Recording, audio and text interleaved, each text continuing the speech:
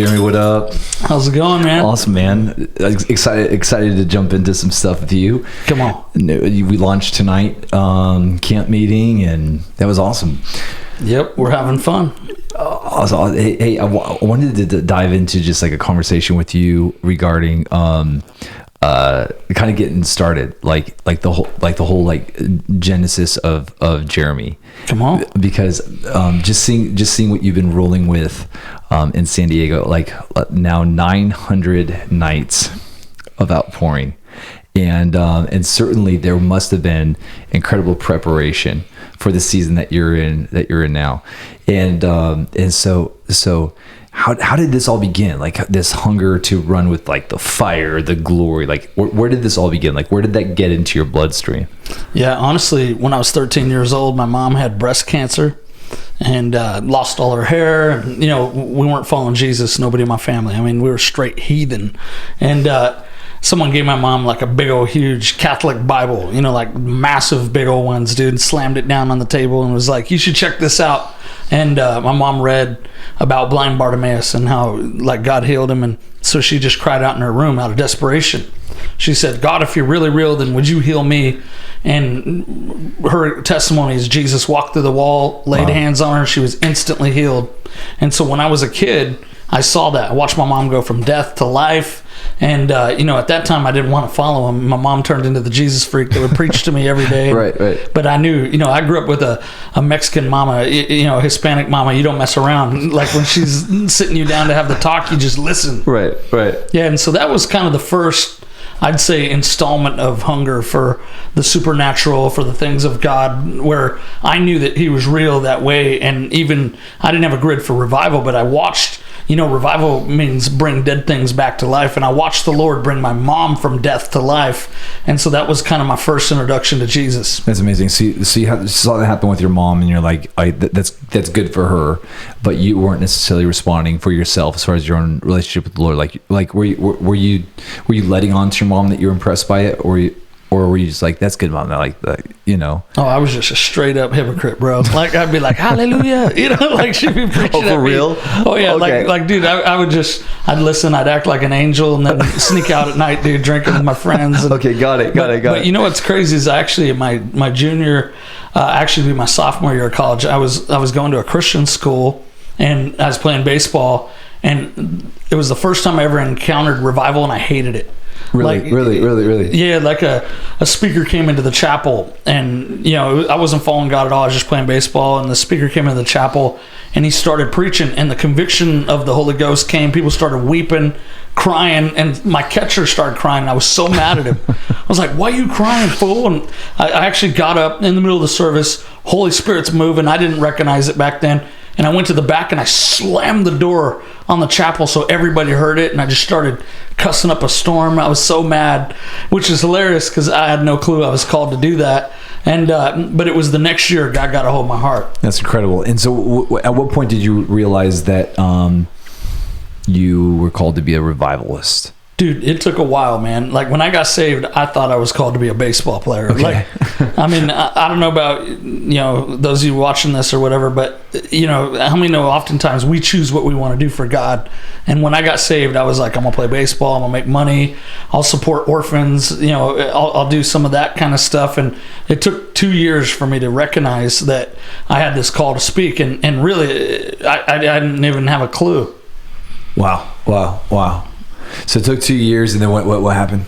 I basically got invited to speak at this Calvary Chapel college group, and I'd been going to this church for a while, and then the pastor was like, hey, why don't you share with the college group? They had a college group of like 80 kids, and I'll never forget because I didn't know how to preach, didn't know how to do a sermon. I just wrote down like 5 scriptures, showed up, and they told me I got like 20 minutes, and it went an hour and a half. Kids were getting saved. The power of God hit. People were whipping. Wow. Yeah. And I was just like, what was that? And the guys were like, dude, you're a natural. And I'm like, what? I seriously had no clue. That's incredible. Do you ever think about now, like, so you said yes to the Lord, and you walked away from the baseball career. Do you ever have moments now when, the reason why I asked is that, like, for me, my story was I wanted to be a filmmaker.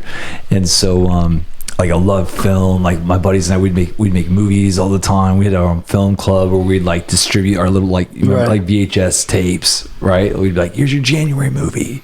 Just be us running around with guns, shooting each other and stuff, Airsoft. Yeah, exactly. Catch up everywhere, like bye. But every now and then, like sometimes I'll be like, man, I wonder what would have happened like if I had pursued that like film. Like I love being a pastor, right? But every now and then I'm like, so obviously there's still be a love for baseball there and everything, right? Yeah. But so do you ever think about like the whole like baseball and the career and like that kind of thing? You know what's funny is I went to a Giants game. That's my favorite team. Okay. I went last week. You know. And, you did? Yeah. So I still go to baseball all the time. Like in fact, I go as much as I can. That's awesome. Which only is like a couple times a year. But you know what's funny is I don't even miss it. Oh, you don't even miss it? No, like not at all. Every once in a while I'll play catch with a friend or whatever, and that's cool. But dude, the working out, like the discipline that it took. Just all the stuff that we had to do, man. And I didn't play in an era that's like today, man. Everybody gets a trophy, and it's like, man, I straight had like the sergeant kind of coach, that was like riding us, man. Right. You make one mistake, they're like, you're gonna run forever, and like it was like back in the day, dude, where they were on you. You know what I mean? Yeah. And so once I tasted the kingdom, though, man, I was like, I'm good. I ain't got to run miles. I ain't got to do all that, But one thing I still want to do is throw a pitch out at a major league game. Do you really? All right. Yeah. Awesome, awesome. So that right there is something that I definitely want to do, and I think one day I'll get a chance. But like you're interesting because like you obviously very strong prophetic gift. You're ordained with HIM. Underneath Cheon, recognized as a prophet within that network, and but you're obviously also a huge evangelist. You're getting into crusades, not just overseas, but of course the big one in Arizona. I'd love to chat with about that. And so you got this prophet evangelist mix taking place, but there's also that you're kind of like a seer prophet too, and you've written books on seers, you've done different e-courses on that. And so when it comes to the operation of seer, was that something that you stepped into when you got saved, or were you a seer kind of growing up? Like was that just kind of a normal part of just your life as far back as you can remember? Yeah, I've always been a seer, even before I was saved. My grandma was a seer, my great-grandmother, and even her mother. In fact, we got 3 tribes, First Nations, Native American blood. Wow. And so what's interesting is my great-great-grandmother was a witch doctor, and the one before her as well in the Native American tribes. And so they were always spiritual, and what's interesting about it is that they were like medicine women. So their gift was they would know what was wrong with people, kind of like words of knowledge, right? Yeah. And then they would get them healed. And obviously they did a little differently because they weren't redeemed and, understanding the Lord. And so a lot of my family, even today, they're like, he's got grandma's gift, and they may not even be following the Lord, but they're like, he's got grandma's gift. That's why he can see stuff and, the healing thing. And so what's awesome is I feel like, he started with my mom, and she's a high-level seer. I mean, I grew up, she's telling me all these visions that she had. And but when I got saved, it shifted to the good. Before that, I was like, I would see witches. I mean, my doors would, it was crazy. Like the door handle would shake. I'd see demons and stuff like that. And, I'd have all kinds of crazy nightmares, even as a child. And every once in a while, I'd have like an angel visit me. I just didn't quite understand it then. And then when I got saved, honestly, I didn't really recognize I had a prophetic gift at first. I started scaring everybody. It sounds really funny, but like I would just know stuff about people. I was going to a real conservative church, and I would have dreams about people, and then just go, "Hey, I had this dream about you, and I saw you were struggling with this and that," and they'd freak out. That's incredible. Yeah. They'd go, "How do you know that?" And I'd be like, "Well, I had this dream about you," and it was like the pastor, he'd be like, "Don't tell anybody that." Like, and so it's funny because when you have a prophetic gift, sometimes let's keep that between us. And you, little prophet man, you don't know what you're doing, and there's no mentor or anything around you. Like you can actually make a pretty good mess, and you're not trying to, even if you have a pure heart, it's just like, hey, I had this vision about you. What do you think? And at what point did you realize that what you had was actually like a redeemed gift from God? Like at what point, because if you'd always been operating in this, there must have been that moment where you're like I'm operating something that's unusually intense. Yeah. And unique, right? I think I started to recognize it. You know, I actually got invited to do a John Paul Jackson Art of 101 of Hearing God's Voice. Awesome. And so when I went to that, you know, he teaches about all the revelatory stuff, high level, you know, character and the gifts and all that. And so it was then that I started recognizing, like, I was like, oh wait, this is a gift from God, you know, like, and it really thrusted me into a greater hunger to know the Lord, but also to develop that gift. And if you know anything about John Paul, his whole testimony, it stirred me because this was his testimony. He had a guy that interviewed him one time, kind of like what we're doing, and the guy asked him, hey, how do you interpret dreams? And he said, well, I don't know. He goes, I just have the gift. And the guy said, well, that's too bad. And he goes, what? And he goes, because it'll die with you when you die. Wow. You know, and he said you should probably learn how to pass it to another generation. And because of that legacy, man, like, it totally stirred me. And then the next point was Bobby Conner. I mean, I didn't know Bobby from Adam. Yeah, because there's like there's been like a father-son relationship there over the years, right? Yeah, and a real kind of impartation and stuff there. Yeah. So how'd that go about? It was really interesting. I did a conference at sea. Like, we're on a Caribbean cruise. It was like a prophetic conference at sea. And, awesome. You know, I was your prophetic senses are heightened at sea, right? Like, because of all the water, and especially all the free ice cream and all that. Like, no, but so I was like a young guy, not in ministry, nothing. You know, just I was hungry, so I went to the conference at sea, and there was a whole bunch of these prophets there, and I think because what was in me and on me was drawing me, you know, towards those guys. Yep. And I'll never forget, because Bobby Conner walked up to me and he just said something really strange. He said, hey boy, how'd you like to travel the world with me? God says you're a young eagle and I'm supposed to mentor you. And I was like, what? Wow. Yeah, I was shocked. You know, I'm like, me? Like, for real? And I didn't really even know Bobby. You know, I had went there because of some of the other speakers. And so anyway, one of my friends told me, he's like, dude, you better like travel with that guy. He's a prophet. And I had no grid for it. And so literally I just said, okay, well, where do you want me to go? And he gave me a list of places and I started traveling with him. That's and he incredible. just started pouring in. Wow. Yeah, because Bobby doesn't really do that, right? He doesn't really open that up to a lot of people. So that's a very special kind of mentoring kind of thing that he invited you into. That's awesome. Yeah, and when it first started, I think I just annoyed him, dude. Like, I would ask him all kinds of questions, you know, and I could see him. He was like, I was stretching him, you know what I mean? Like, I would be like, hey, is that guy, you know, is that guy a prophet? Is that guy of God? Is this dude, you know, like. What did you learn during the season? Like, what did you actually learn from watching Bobby? You know, the most valuable thing that I learned in the first season is actually interesting, was identity, you know. Wow. And the first trip I went on with Bobby was we went to Europe together, and when we went, he told me all these stories, face-to-face encounters with the Lord, like dreams, visions, you know, angelic visitations, how Jesus like would speak all these secrets to him and show him, you know, all these mysteries. And it was cool at first, and then after 2 days, man, I was like, am I even saved? Like, I was like, what the heck? Like, this guy's salvation's so different than mine. And I was actually getting really frustrated. Like, wow. And then I'll never forget one day, you know, he looked at me and he goes, boy, you're frustrated, aren't you? And I was like, no. And he's like, you can't lie to me, I'm a prophet. And I went, okay, I'm frustrated. And he goes, you think I'm sharing with you all these testimonies because I want to be more spiritual than you? And I was like, no. And he's like, I'm sharing them with you because it's impartation. That's incredible. And he said to me, he said, the key to my ministry is this: the testimony of Jesus, the spirit of prophecy. He said, you get what you talk about. And he said to me, he goes, you know what your problem is? And I said, what? He goes, you think like an orphan, not like a son. Wow. And you know what, though? The way he said it, it wasn't even offensive. It was just kind of like, you need to change the way you think, you know? And he said to me, you know how I got all my encounters? He said, I read the Bible not from the perspective of idolizing man. He said, but I read the Bible as God's no respecter of persons.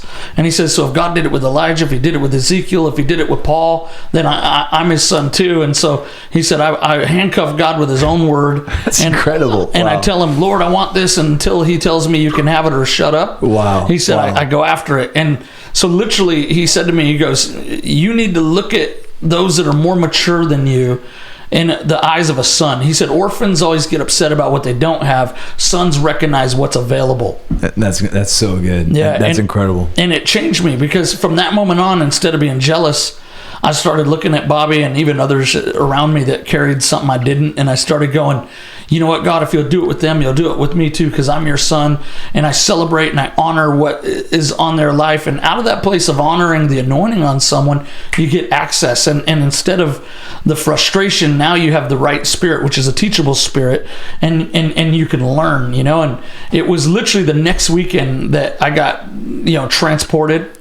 And I had an angelic visitation, and that probably sounds extreme. You got transported. Like, was it like a transportation miracle, or you went out into the spirit? So basically, what happened was, you know, Bobby told me, he goes, "You get what you talk about."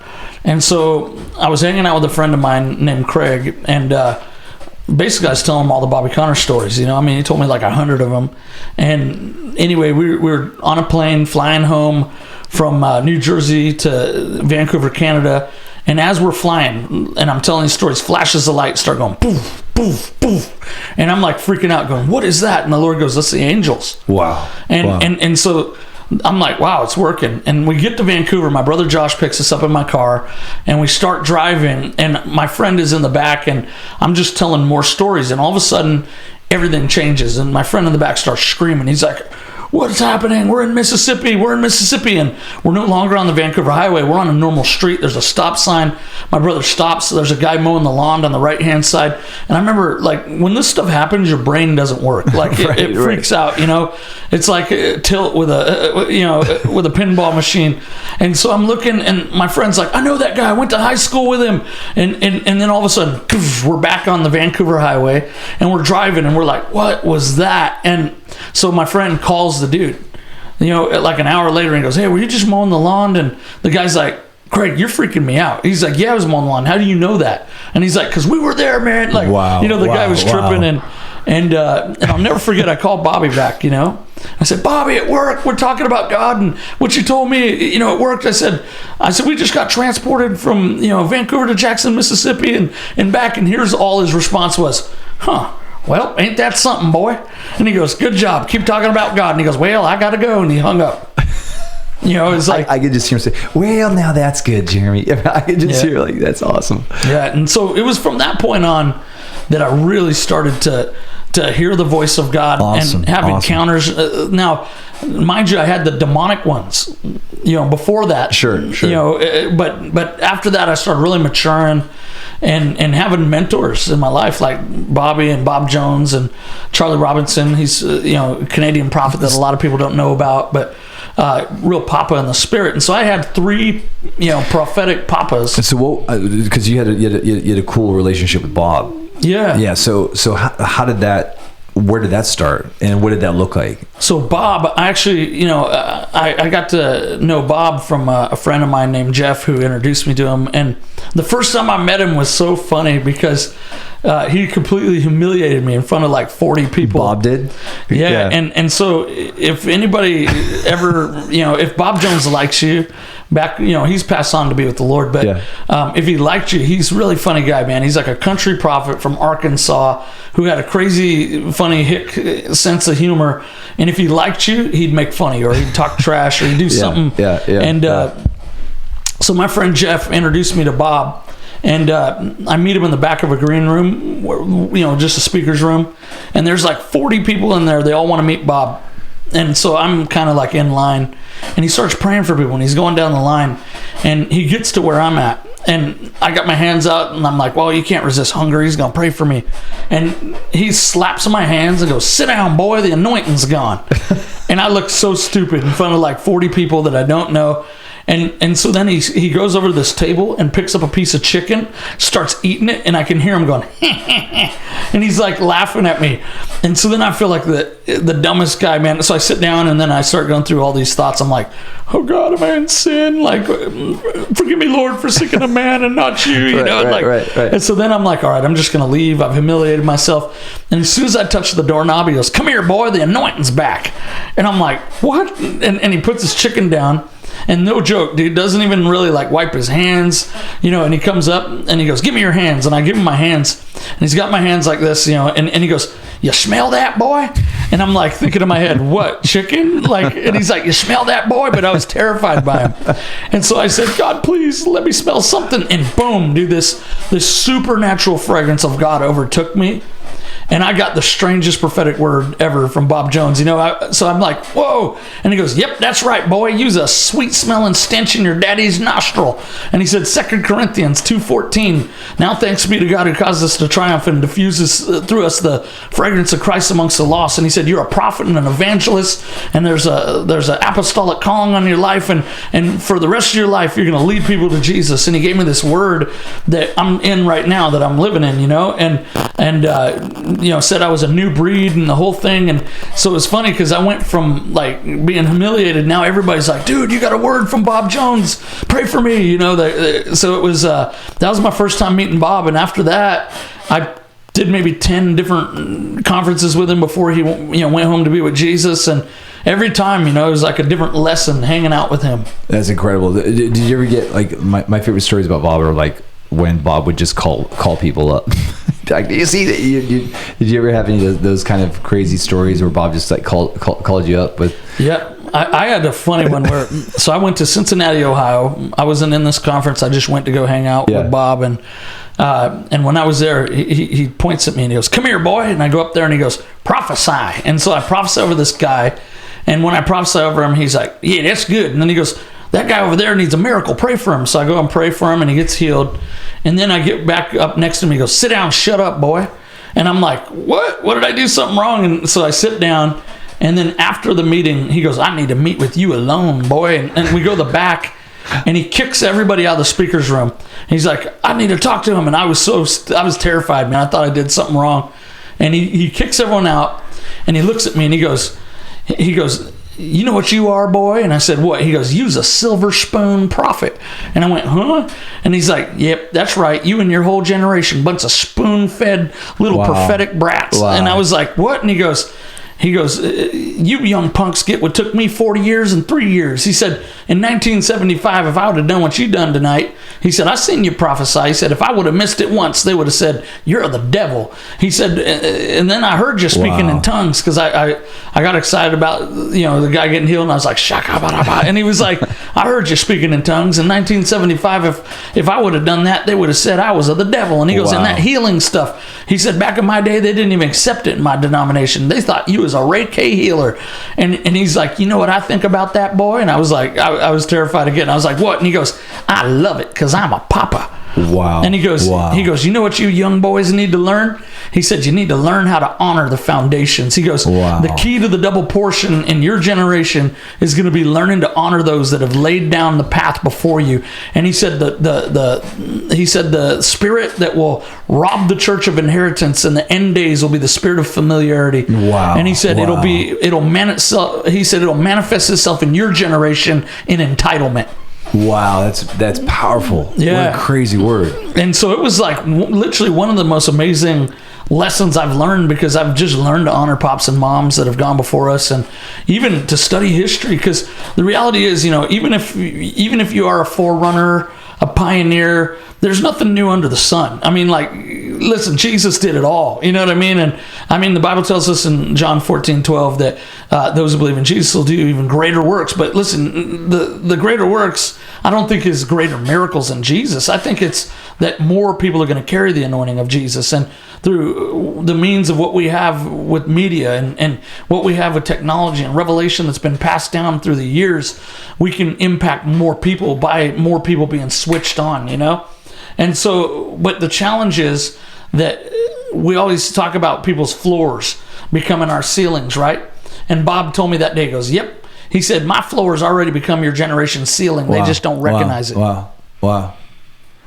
Yeah, that's fascinating. I remember hearing that story before, as far as what Bob told you, you're a silver spoon, bro. Like that story. And I remember I heard it within the context of somebody asking you the question regarding millennials and entitlement, and you used that story as an example. Yeah. And it's interesting seeing actually there's like a wave of young revivalists that are coming up, which is interesting, because there's also a period of time when that wasn't the case. Yep.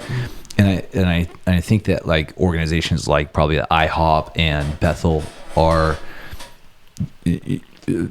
like responsible for that, right? Like with all Sure. with like the school of ministry resurgence and movement, because really before the whole like school of ministry thing, that wasn't the case, right? Like you didn't see.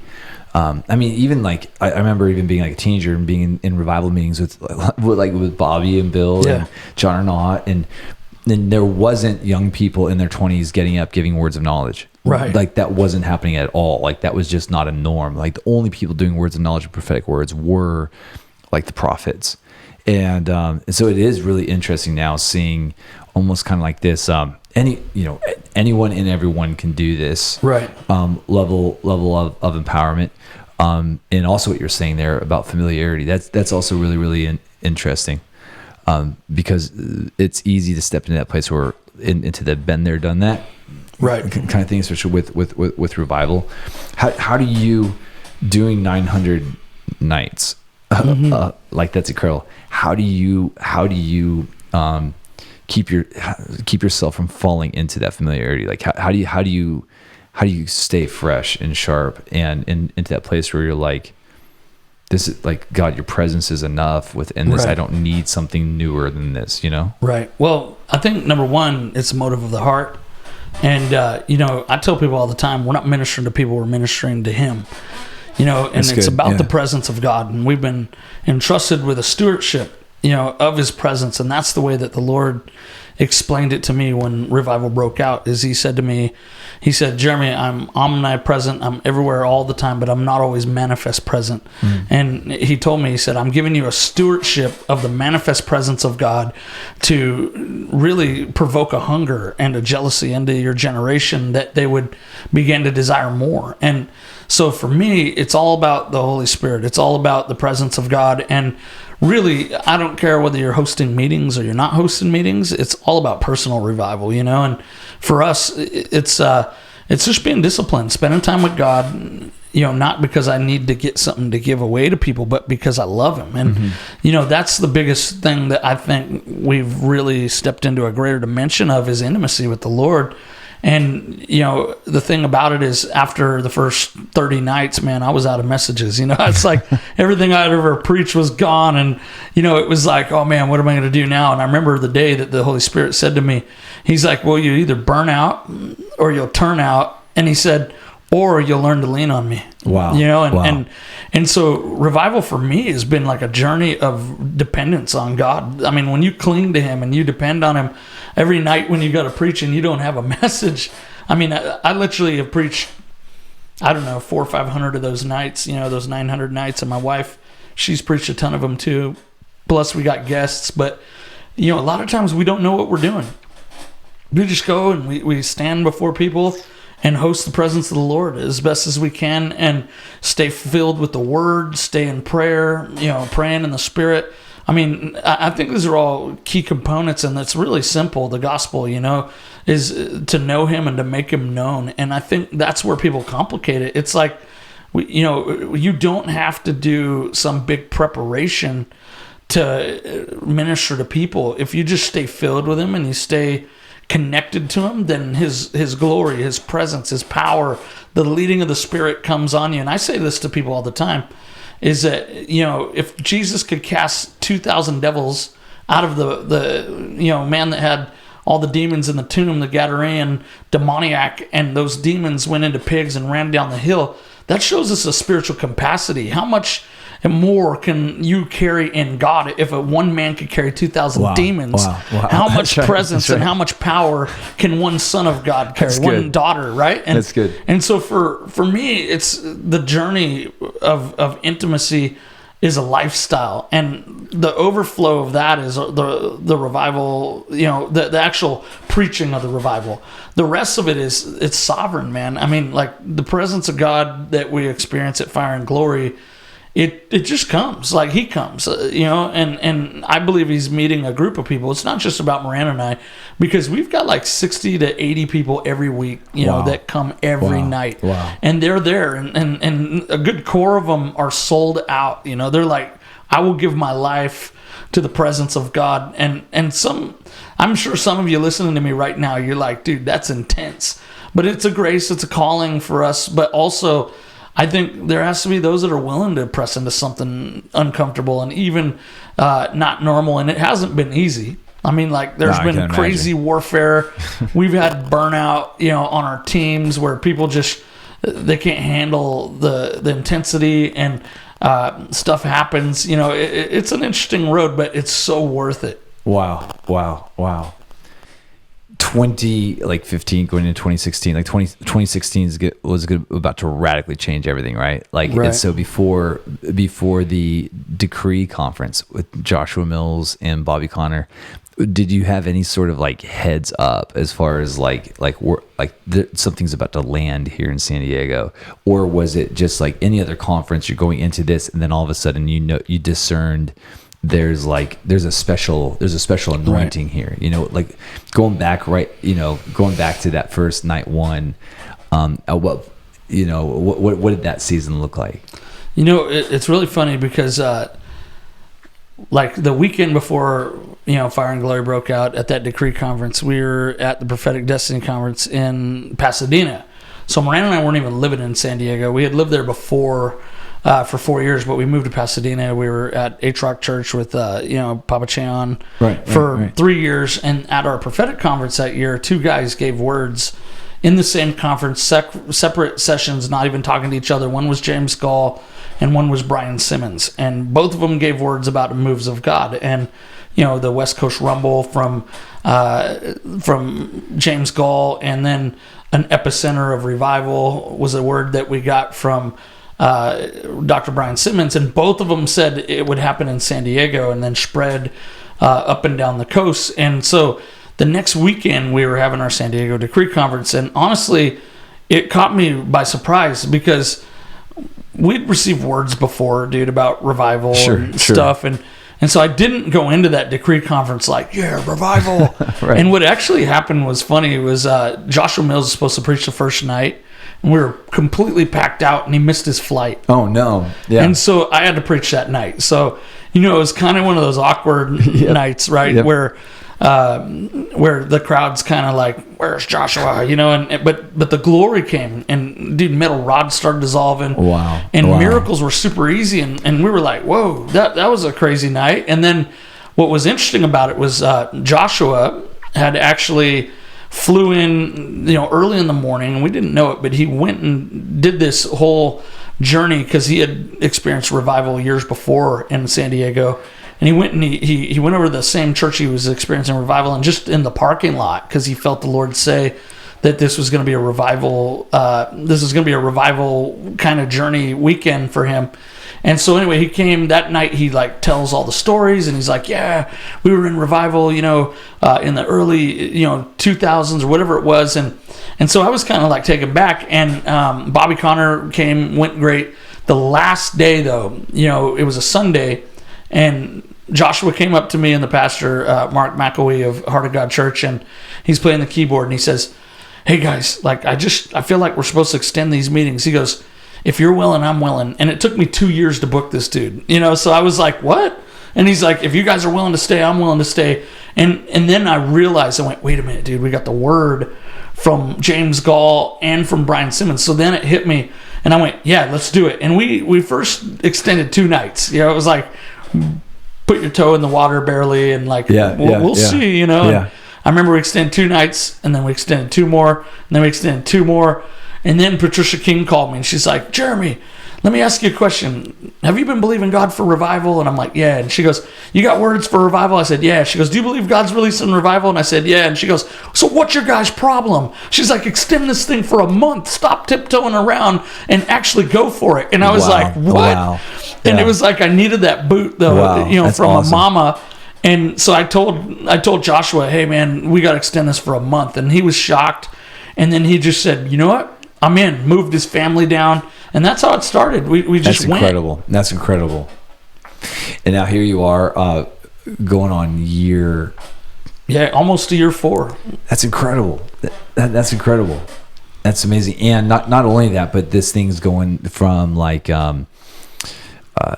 regional kind of revival there in San Diego to hosting West Coast Rumbles Yeah. to now hosting West Coast and East Coast Rumbles. Yep. Now going to hosting West Coast, East Coast Rumbles, and Crusades in the Nations, Yep. Pakistan, Malawi, and now you have a big one coming up in Arizona. Yeah. Yeah. So let's talk about that for a second. Awaken. I just saw the trailer online the other night. Yeah, Awaken 2020. Yeah. Lou Ingalls and Daniel Kalinda and Apostle Maldonado, and that looks epic. Yeah, David Herzog and Cindy Jacobs, as well as Brian Head Welch, and Brian Head Welch too. Yeah, that's interesting. So is this different from like something like Azusa Now or the Send or the Call? How is this different, or is it different? I think it's very similar. I think there's a different DNA, definitely. Lou and David Herzog invited me to be a part of it. It's actually kind of funny because you mentioned the Crusades, that we're doing in Malawi, and also we're going to be doing Pakistan this year and Madagascar next year. But, God spoke to me in the middle of last year, and he said, Jerame, stadium Christianity is going to hit America within 5 years. It'll be something where there'll be stadiums filled in America, and it won't just be one. There'll be simultaneous stadium events from one coast to the other, or even in between. And he challenged me. The Lord said, but if you want to be preaching in the middle of those stadiums, then you need to start doing them in the nations first. Wow. And so we had a history of crusades. We've done crusades before, had about 500,000 decisions for Christ before revival broke out. And so, we just kind of went back in, and we did our first Malawi crusade, and had over 100,000 people that came out at night, over 50,000, 59,000, I think, salvations for Christ, every kind of miracle you could think of. And what's interesting is the Lord said if we would be willing to go to the nations and do it there, sow into the nations, he'd open up stadium Christianity in America.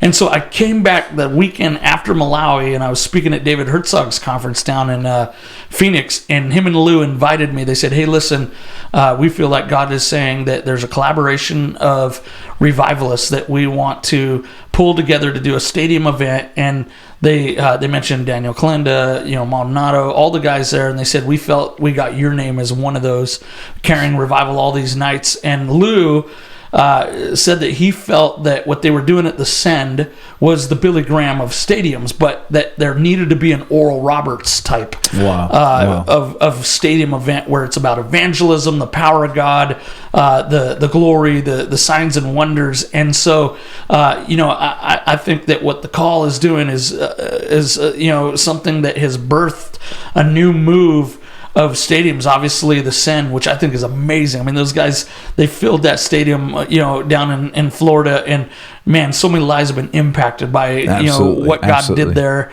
And I think there's more of that to come. And also though, I think, Lou was telling us he just felt that there needed to be as many groups raised up to do this stuff as, possible, because the harvest is too big for just one group to do it. And so anyway, he, him and David, and Daniel Kalinda and all these guys, they started mobilizing, for this event. And so I was just invited in, and it was so funny because God had told me, if you'll go to the nations, I'll open it up. And the very week I got back, it opened up a stadium, That's like incredible. An opportunity to speak, That's incredible. What's interesting is like this whole thing of like stadium Christianity in America. It would seem as though like this charismatic, prophetic-y revival, whatever you call this, is definitely trailblazing this like stadium trend. And right. Unless there's all kinds of like huge evangelical stadium things that are taking place, and I just don't know about it. But don't you think that this is almost like a form of just all these? Just look at the quantity of stadium events just in the last like 10 years. Right.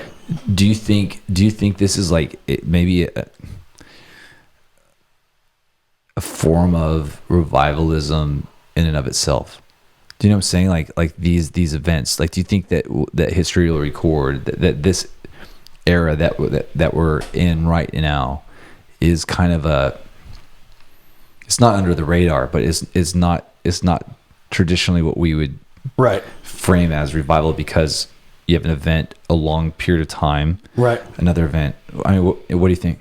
Well, I think that this will definitely be an era framed as the era of the harvest. And I think we've been seeing first fruit stadium events that, you know, have been coming forth, at least in the stream we're a part of. There have been, you know, other stadium events that have taken place, you know, definitely in the evangelical circles. But I think we're about to see a new thing where it's the harvest coming in, the miracles, the signs, and the wonders, people being equipped and trained and sent out. That's what the send is about. But I also think, too, that there are, you know, the real deal fivefold evangelists that are going to come forth. And there's a realm of conviction. There's a realm of power. There's a realm of signs and wonders that it's not it doesn't have to be worked up. It's a part of the gift mix that they're carrying. And I think there's going to be collaborations of, that's interesting, of those kinds of ministries. But I also think that we're going to actually have a time where it may not be a big collaboration. There may be 7 stadiums in 1 week that there's 7 different revivalists at, you know, hosting something where souls are coming into the kingdom. I mean, I think that, you know, the fivefold ministry, we've seen a lot of restoration in different, you know, ones, but I think the evangelistic ministry is about to come forth in signs and wonders and miracles, much like the Voice of Healing revival that we had back in the 50s and 60s with A. Allen, Jack Coe, Oral Roberts. You know, there was different ones like William Branham. I mean, listen, they were filling stadiums. In their day, it was tents, you know, but they were filling tents, 10, 20, 30,000 people, and they would stay for like a month at a time and have revival. And I think those were first fruits, you know, and it may not look the same in our day, because I think it can actually get bigger because of media. You know what I mean? But I do think God will have a harvest in America again, and that there is a new breed rising. But I do think it's cool to have the collaboration effect, because then it's not one ministry or one person having to take the weight of an event on, or it's not just the superstar kind of a deal, you know? But although I do think there are those that'll carry the stadium anointing and fill them and see harvest come. But my dream is the lost, man. And that's what I think will be interesting about the 2020 awakening is, you know, having Maldonado as a part. There's going to be a great mobilization of the Spanish, Hispanic church, and even obviously we want everybody else to mobilize and invite their lost friends and bring people.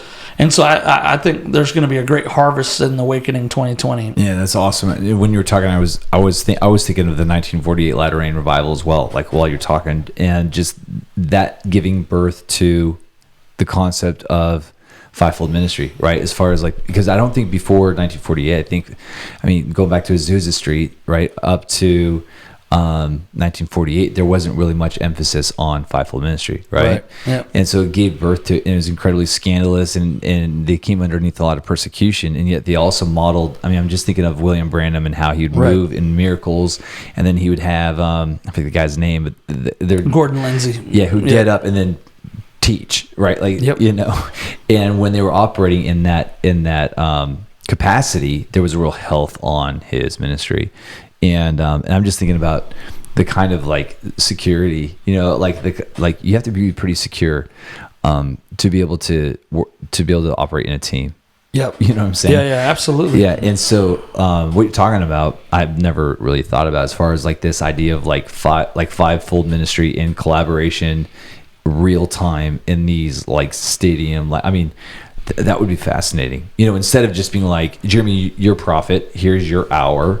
Right. You know, and then I'm a whatever, here's my hour, and you do your thing, I'll do my thing. But like that true place of like true collaboration, mutual honor, where there's like this framing out of something that radically changes the earth. I mean, to me, that's like very stimulating.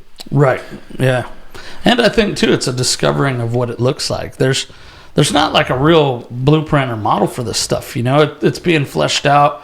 I think the guys at the Send did a fantastic job, man, of doing what they did. You know, the whole worship movement coming together with the missions movement, and the pops and moms that were a part of that with the younger generation, the merging of the generations. I mean, I think that's a model. Were you there at the Send? Or? You know, I actually wasn't able to be at the Send. Yeah.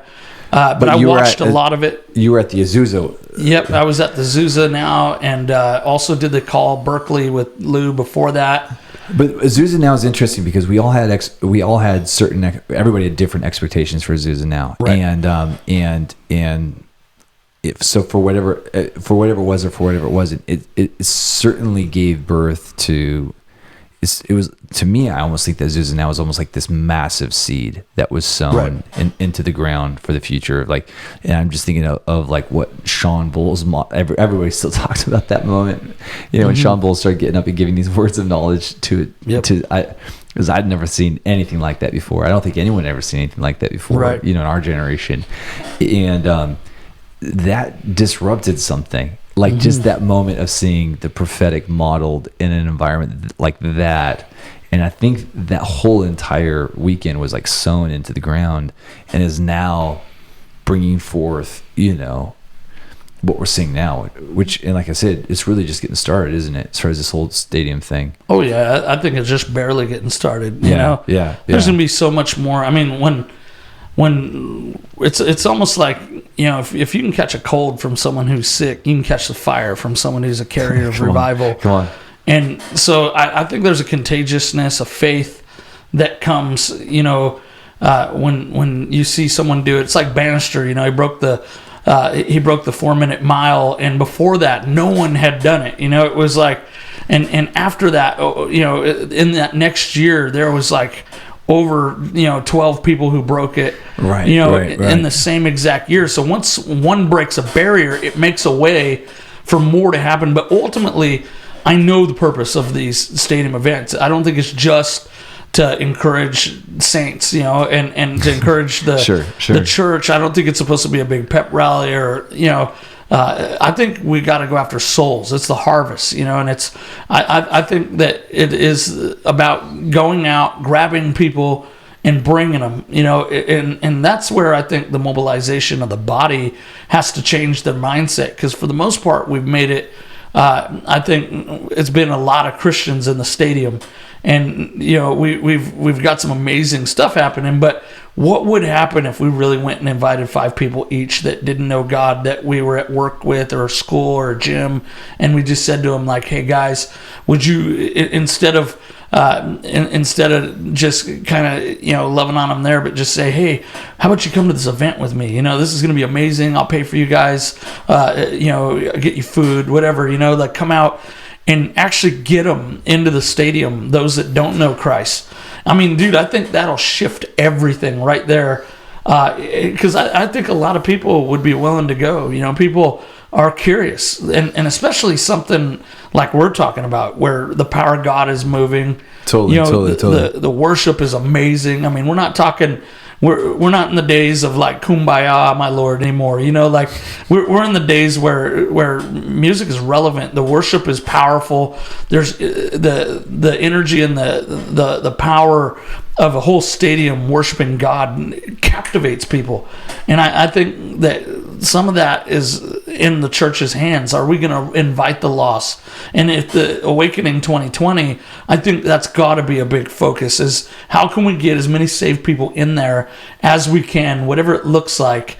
And, we've seen it in the third world. I was preaching tonight, and I was talking about Indonesia. There was a guy that won the Indonesia Idol, TV show, and he wanted to do something with his gifts, so he did a concert, right? And it was all unsaved, and he brought me in to preach to him. And so I went and preached to 5,000, Muslims that didn't know Jesus, because some famous guy invited them in.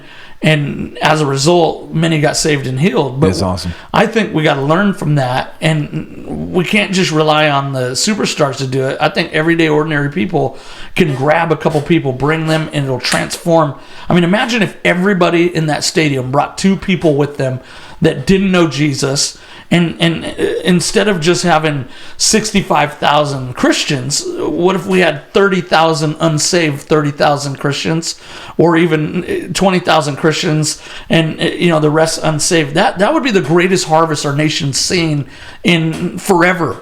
You know what I mean? Yeah, let me ask you. And I saw a comment on Facebook recently, and this guy was like, I want to see a nameless, faceless, revival, and I'm tired of seeing these, big budget kind of, stadium kind of things that bring in the biggest names and the biggest faces and excuse me here, and it kind of like this. So this idea of my question for you is, what kind of atmosphere, what kind of opportunity is created by a stadium event that you can't get other places? Because certainly I haven't done it enough to be able to right. So even out of my own curiosity, but also just to kind of some people just don't really know what they're talking about. And actually, I think the big thing is it stirs up jealousy. And I think that's one of the things is that when you see, when you are in ministry and you're seeing these guys in front of these massive crowds, and it's so it does. It really stirs that up. And yet there is a key in these things. And so I'd be curious, I know there's a lot there, and so feel free to jump in and just do whatever you want, Sure. But what opportunity is, what do you notice as far as the level of impact and influence that's possible through a stadium that you're not going to get in packing out like a large church? Well, first of all, the whole nameless, faceless generation, God knows everybody's face and God knows everybody's name. And, in the kingdom of heaven, there's no forgotten people, you know what I mean? Including leaders. Yeah. And that's a very misunderstood, prophetic word by Paul Cain that most people don't even realize was the prophetic word by Paul Cain. And they hadn't studied out the context of that word, right? Exactly. But yeah, exactly. And, Paul Cain's word was that he saw stadiums and fields filled with people, and so many resurrections, so many miracles, so many being healed and delivered that they couldn't count. And they're like, who are these guys? Well, listen, how many know the world does not know who we are? It's true. Yeah, it's true. If there's 20 stadiums in America filled at the same time, all having revival, the news will not know who every evangelist is, and the people will have no clue who's doing what, and no one will care if that level of power is coming. And so, the other thing about the stadiums, only Benny Hinn. People knew Benny is, but they know who Benny is, and at the same time, I think that it was necessary to have the Bennies, and it was necessary to have these pops that went before us and moms that went before us. Absolutely. But I think the nameless, faceless part of that is not necessarily that people won't know who a leader is, but it'll be there's so much in a quantity going on that it'll be too much to cover. It's too much revival, too many stadiums being filled at the same time, because they'll go, there's a dead raising in Cincinnati. Oh, wait, there's another one in California. Oh, wow, there's 20,000 people just got, healed in Texas. And there'll be so much that no one will care who's preaching.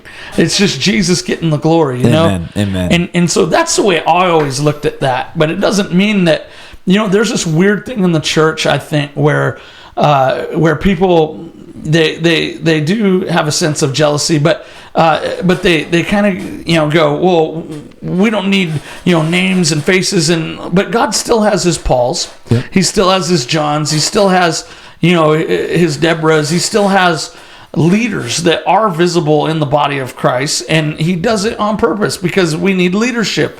And so it makes me laugh because we live in a generation that'll take that kind of a word, nameless, faceless generation, and then they act like that God doesn't still have leaders, But they use it as an opportunity to even dishonor people with names and faces. Right. The more insignificant you feel like your name and face is, the more empowered you are to kind of reduce or weaken somebody that does have a name and face. Right. And the other thing too, dude, is honestly, man, it's just all about Jesus. And that's the thing, that I think a lot of people don't realize with people that actually do have influence, is there's a price to pay that if you're not strong, man, it's easy for someone to criticize someone, but when you got 10,000 hate mails coming in and you have, people that are praying against you. It's like Christian witchcraft. I mean, like, people don't even understand the ramifications of what it looks like to actually stand up in a stadium and preach and do what you do.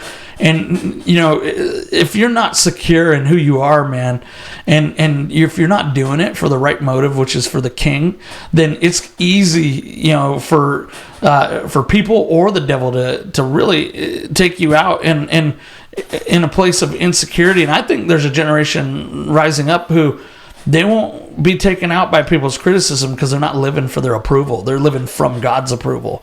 And out of that place, they'll minister to the world. And it won't be about them getting the glory. It'll be about giving glory to the King, Yeah, that's awesome.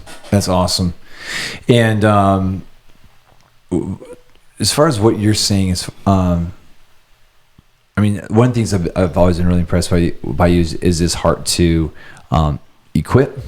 And more recently, your diligence to be equipping the saints for works of ministry using media, right? And so obviously here we are, and in this place and doing media. I'm curious, Jeremy, like, what do you see for like the future of I don't know what you call this, like this is almost like I'm just thinking about this whole idea where 20, 30 years ago this wouldn't have been possible to be able to host a podcast, to be able to host your own YouTube channel, which is essentially like a television show, and we're doing this stuff for almost free, right? And so for the very first time in human history, anyone can have a voice. You know what I'm saying? Yep. It's pretty amazing, and at the same time, it's changing radically, and it's creating incredible opportunities for the church. For a righteous message, is also creating incredible opportunities for, pornographers and so everybody's combating for these platforms and stuff. And one day a platform will be relevant, the next day it'll be gone. Just because. So I'm curious, what are you seeing as far as like the future of media and the opportunities that you think are coming over the next 10, 20 years for our generation, for the church?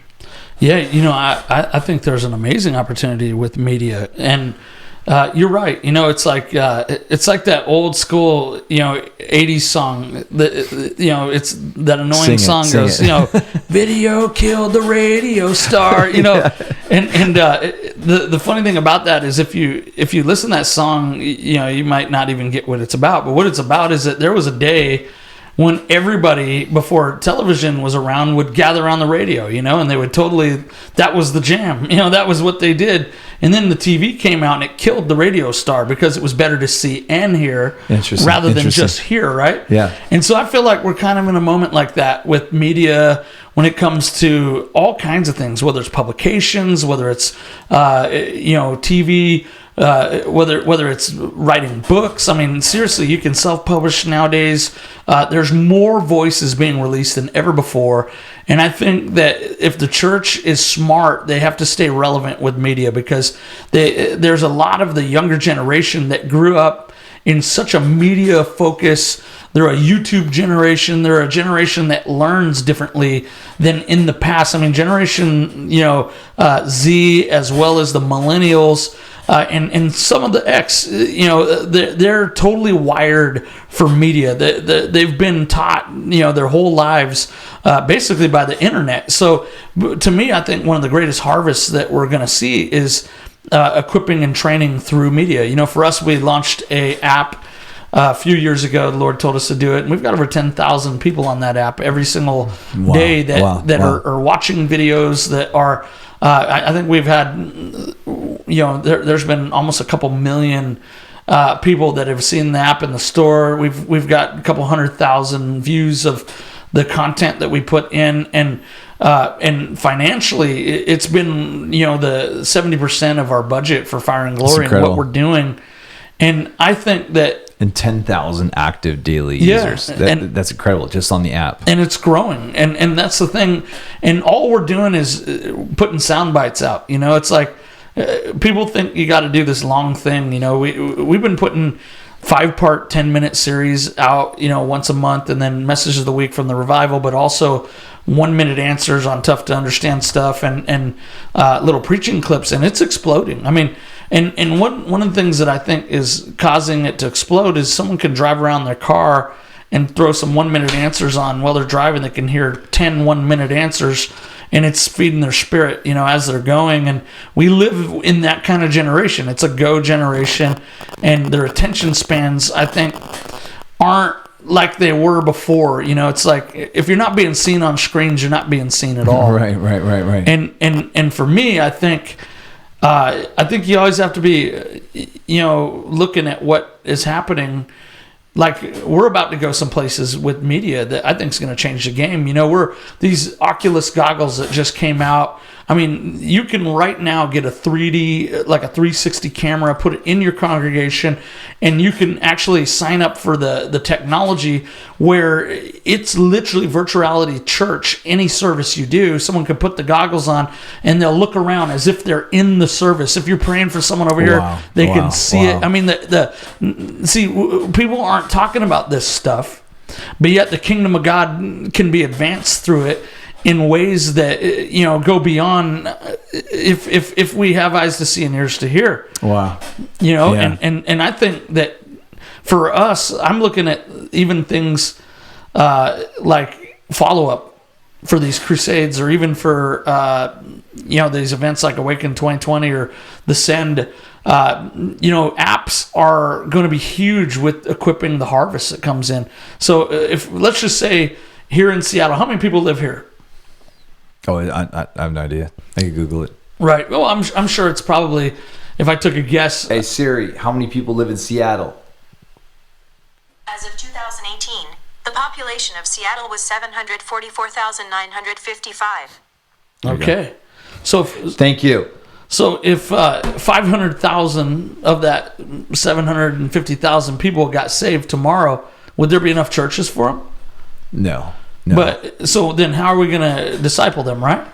Well, if we understand the power, totally, completely crush the infrastructure of the church. Yeah, but we're praying for these kind of moves, right? That's right, absolutely. But you could take one app, like an Elisha Revolution app, and we've uploaded content for 2 years. And what happens is, as a revivalist, you go into a city.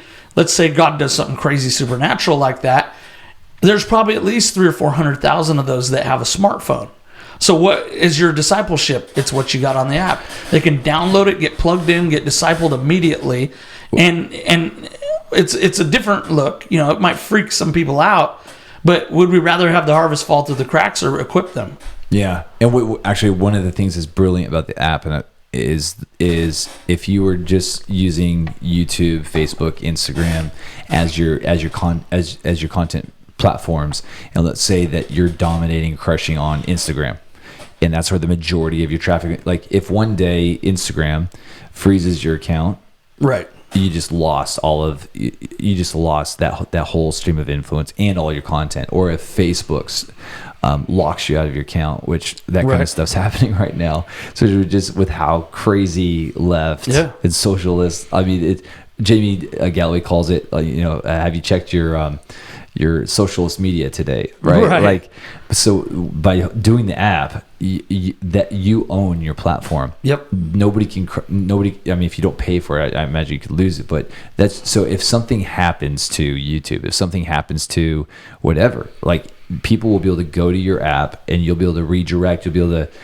So that's pretty amazing. Yeah, we live in a day it's just where, very smart to have all of your content on a platform that you own. Yeah, and just speaking of that, I mean, we live in a day of agendas, and we live in a day where persecution is rising, and it's gonna rise, and I think that's some of the things that will happen before a great move of God. But yeah, I mean, we can't build on, sinking sand when it comes to everything. Because, I mean, if you spend all your time building on social media platforms that everybody has, and one day they pull the plug on you, then overnight, what do? Right? Your voice is gone. But if you do what Bethel TV has done, if you do what, a lot of people are doing nowadays with their own apps, their own, channels and streams, now no one can take your voice from you, and it actually kind of works to your advantage, because if someone blocks your Instagram and your Facebook and, your Twitter and all that, you can literally, it's like, wow, I was too controversial for Facebook, Twitter, and Instagram. Here's my app, and everybody goes boom, and it's like, how did your app grow by 50,000 people in one day? Because everybody wants to know what you're doing. That's right. That is so crazy, but really though, I think too, it's just we got to be wise as serpents, harmless as doves, like Jesus said in this season, because if we're not careful, not only will you give your voice away, but you won't even own your own content. Because a lot of times, the bigger social media, type models, they actually own all the intellectual rights to a lot of the stuff. And I don't think people think about that, and I'm not trying to be gloom and doom. I think use the platforms, and reach people, but don't put all your eggs in one basket. Start developing your own stuff. Yeah, absolutely. And what you've done is you've created your own publishing platform. Really is what you've done. And what's interesting is that in the old days, you had to go through publishers in order to get any sort of recognition. So if you were unpublished, then you were basically unrecognized. But now all of these platforms have almost kind of replace the publishers. I mean, I can imagine being, like I'm even thinking about like the different charismatic kind of Christian magazines. You know what I'm saying? Because before Facebook, that was the dominant. That was the only way you were going to find about a move of God is if it was like in Charisma or something, right? And that was the only way. There was no other form of community of celebrating what God was doing on the earth. And now, like I remember when things broke out in San Diego, we found out about it the same day on Periscope. Right. Like you guys were live. Yeah. You and Josh were like, it's breaking out here, get over here. Totally. Like the same day. Dude, 20 years ago, we wouldn't have found out what God was doing in San Diego until a month later when we got our Christian magazine. So it's and the crazy thing is Periscope isn't even around anymore, really. That's how quick things Twitter. change. Yeah, Twitter bought it out, right? Yeah.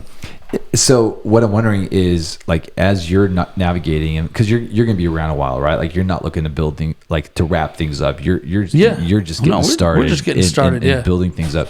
So as you're plotting and navigating it forward, are you looking at basically owning all your own content and being your own, for especially with 10,000 active daily users, you have an incredible tribe there.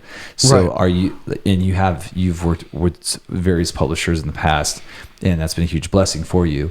Do you think that there's always going to be a place of partnering with publishers, or do you think that's kind of an old way of doing things, and you're kind of, if you're okay, okay with speaking? I'd love to talk about this. So, I mean, I have my own publication company, and I actually self-publish a lot of my books as well as my wife's books, and I did a couple books with a great company called Destiny Image, another couple as well, like different companies as well that are pretty well known.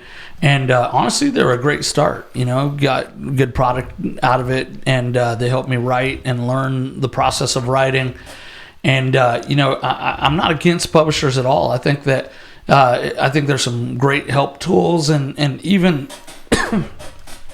some opportunities to get out there where you would never get out there on your own. Sure. But at the same time, I also think that we live in a day where you can do it yourself too. Not everybody's going to get chosen by a big company to write a book, and not everyone's going to get chosen by chosen. Yeah, it's like, but you don't got time to wait around to be discovered. Right.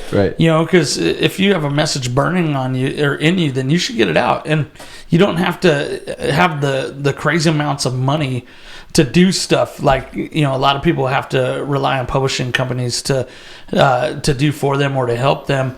And so I thank God for the opportunities I had with the publication companies, but I also have found that, in the publication circles, they give you good product, they get you out there where you couldn't get before. But as far as finance-wise, royalties, the best publishers can only give you, a couple dollars royalties per book, maybe if you're getting a good one. And what I found is, I actually found that our ministry is receiving anywhere from 50 to 70% more self-publishing. And so, the cool thing about that is a lot of publishers, they have requirements on how many books you buy. So if you're an author, first-time author, or you don't have huge reach as far as your influence, it can be tough if you have to buy 3,000 books totally up front, and you got a whole garage filled with books, and you're like, how do I get rid of these? It's like 20 years later, you still got the books in there. So the advantage of self-publication is that you can print on demand. So it's like, if you only need 100 books and you print 100 books, it's on your computer. There's people that can do amazing graphics, and people that can help you with the writing stuff, and it really is a day where we can do self publications, and they can come out as good as the publications kind of quality books. And so what I found though is one of the advantages that I think I have had with the publications as far as self publication is the group I use is called Lightning Source. Mm-hmm. And they're basically a print-on-demand group that they'll carry your name, your label for you. Like, they'll put it on Amazon for you. They'll print the book, send it to you. Now, they've got print houses in Europe, Spain. They've got print houses in Canada. They've got them in Australia. They've got them in Europe, all over Asia. And so the one beautiful thing about that, if you travel, is that you don't have to actually lug them in your suitcase, because you just send 2 boxes of books to England from England. Sure. Send 2 boxes of book to Korea, from the nearest hub that they have there print-wise. And so, the days of having to carry 5 suitcases worth of products to go to a meeting, and it's like paying thousands of dollars to try to sell thousands of dollars worth of products, and then by the time you get home, you made like $100. It's like right. Those days are over, man. Like, wow. Especially the digital world too. I mean, like ebooks, Kindle.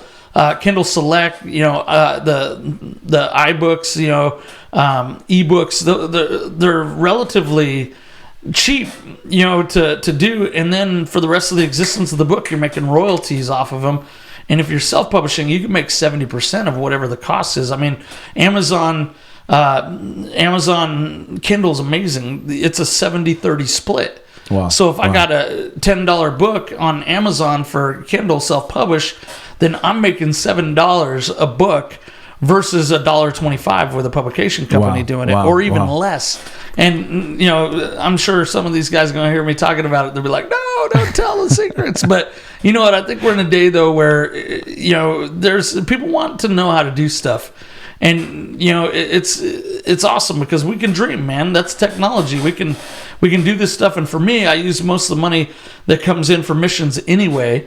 And so I've been self-publishing now for about 7 years. I did the first 3 published, and then from now on, because the published books got my name out there. And so it's kind of a trade-off. They got my name out there. People discovered who we were as an author. And now I'm at the point where, because people do know me as an author, I can self-publish, and it goes all over the world. We sell books, and we can do these crusades, Yeah, it's amazing. It just makes me think of like the whole the difference between like the rock stars in the 70s and the 80s and the 90s who did these incredible albums, but never made a whole lot of money actually off the albums. They made the money off of touring, right? Versus like the rappers, and and they were making albums in their mom's basement, but they owned their own content, and they became like billionaires, right? Like just from that entrepreneur kind of like. And I think the argument is oftentimes if you go independent, that was always the term back in the day, right? If you go independent, that you're going to be compromising it, like the integrity of the product, because it's always going to be a little not as big budget as the big producers, But I also think it's interesting because like there's always something in the hearts of humanity that like appreciates that the rawness of like independent things, especially right now with like how like rawness is what's like sexy when it comes to marketing. It's like the real like photoshopped kind of thing isn't very popular right now. People want like raw, gritty, real, like handheld cameras and stuff. Right. Like everyone's doing everything on their phones right now, you know? So I definitely think it's one of the coolest times to be alive as far as being, kingdom content creators, which I imagine we got loads of people that'll be listening to this where they're not necessarily revivalist, but they're content creators of some sort, you know? And so it's like, yeah, it's an incredible time to be alive, you know, just the tools that are available. And, but I also just appreciate what you're pioneering, you know, because I mean, just even the app thing, I don't know a lot of ministers. I know churches have been doing the app thing for a long time, but I don't know a lot of like revival ministries that have their own app. Right. I mean, do you? I mean, like, yeah, I think there's a couple or something, people are like starting to catch on, you know, but I think the biggest thing, man, is how do we get the message of Jesus out? People like Jerame and his app, you know. Yeah, it's here comes Jerame and his app. Yeah, here's the real deal, though, dude. Is that in 10 years from now, those videos and the podcasts that you're doing and all this stuff, it's going to be around. People are going to be watching them. I mean, I last week I was just kind of chilling, and I watched Lester Summerall. Oh wow! On a YouTube clip, talk about the prophecy of Smith Wigglesworth that you mentioned tonight. I was laughing, But the thing is, I watch A. Allen services all the time. I watch Catherine Coleman. I watch all these things. It's timeless, man, because of the actual access we have to media. And so we're not just creating content for now. It's a legacy to be passed on. And even 10, 20 years from now, I mean, God forbid anything would happen to anybody. But even if someone passes on to go home to the Lord, there's still a legacy to be left to a whole generation. And if we have the content created already, that voice of what God is doing in that life can be passed on for generations. Yeah, absolutely. Absolutely. No, you're right. And I'm just thinking about like the night after night after night, like all the meetings that you guys have done just in the last 3.5 years. Yeah. And those are all on YouTube, right? Like those are all, you can go back and watch night 5. You can go back and watch night 25. I mean, it's over 99 years of viewership time. That's crazy. Yeah. That is so crazy. That is so awesome. And you got that archive now. Yeah, it's there. It's revival history for generations, And that's revival history. And what's interesting about it is that in the past, it was like, hey, remember the good old days? And you might be able to find some VHS somewhere, dude. And like, who the heck's got a VHS player nowadays? That kind of stuff. And who knows, man? Maybe in the future we'll be saying the same thing about this. But as far as I always got people saying to me like, I want to give you like loads of VHS tapes for you to digitize. I'm always like, yeah, give it to me. I'll figure it out. And the app. The reason why we actually did it is because we didn't want to have 5-10 years of meetings and then be like, well, the good old days. Like we want, like that's why our messages of the week are like all the pops and moms and different ones. You're in there, different guys that we felt like are real messages of revival for a generation. Wow. And so what we really want is to capture the anointing, capture the content of what God is pouring out right now, and have it available to a generation that even while we're in the midst of the revival and even after, it can still carry the same oomph to it and impact, and that whatever is birthed out of the manifest presence of God, the voice of Jesus and what he's doing, the miracles, all that can still have an impact for generations to come. So it's like a legacy plan, but in an app, which I don't think a lot of people would think about until 10 years from now. People be thankful, like, thank God you guys captured that miracle with that boy who, couldn't walk and got healed, and you can go on and watch it. It's like, how cool is that, right? Yeah, absolutely. And that's kind of why we're doing it. We want to capture the stuff so that generations can be impacted. Yeah, Jerame. Well, I just appreciate you going after revival in actually a time when I don't think revival was all that hip of a subject, and you and Miranda, you guys were going after it and modeling something. And I know that first year, that you guys are just running with it. I know people were just looking at you guys like, well, we'll see how long that lasts. Yeah, it's but true. Man, you guys have been so faithful, and not just faithful, but you've really like guarded your passion. Like you Right. continue to be, like we talked about tonight, like just you've continued to be sharp and excellent. Like it hasn't made you jaded, and it hasn't Right. made you dull, and it hasn't made you cynical. Yeah. And dude, that's huge, man. That's incredible. And so, man, we're like, it's always fun to have you here in Seattle. It's always fun to have you, like, you know, impart here. But just as a friend and as a peer, and just, you know, just cheering you on, cheering Miranda on. And we pray for you all the time, you know, just for that continued grace, for perseverance and excellence, and so it's gonna be amazing. 2020, how you guys are starting off the year with Awaken, Yeah, it's gonna be believing great. for your vision for this stadium expression revival, man. Just we're believing with you for that, and we're gonna be celebrating you, and we'll make sure to put all your links to your books, to these events, to your app in the show notes. So people that are listening, make sure you go to the show notes and connect with Jerame, connect with Miranda, because they're doing amazing stuff. Thanks so much, man. Hey, it was a pleasure to be here. Thanks for having me. Absolutely.